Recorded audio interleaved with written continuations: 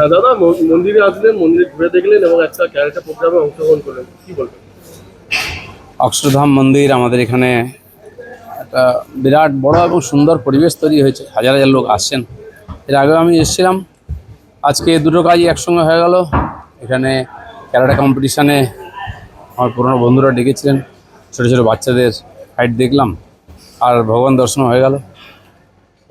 দাদা, ভোটার তালিকা কার্যরূপের সাবস্ক্রিপশন নির্দেশ রাজ্যকে কমিশনের ডেডলাইন, চার আধিকারিকের বিরুদ্ধে ব্যবস্থা নিতে ডেডলাইন, কেন এখনো পদক্ষেপ নয়? সোমবার বিকেল 3টের মধ্যে জবাব তলব, রাজ্যকে ডেডলাইন নির্বাচন করেছিল, কি বলবেন?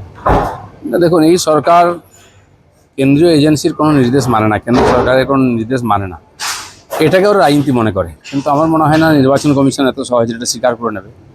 এই অফিসারদের যদি ছেড়ে দেওয়া হয়, তাহলে যারা এই পশ্চিমবাংলায় এই যে 1 কোটির বেশি অনুপ্রবেশকারীদের ঢুকিয়ে মেম্বার করেছে যুক্ত, তারাও ছাড়া পেয়ে যাবে। একটা লোকও যেন ছাড়া না পায়। যারা ঢুকেছে এবং যারা ঢুকিয়েছে দুজনের সমান দোষী।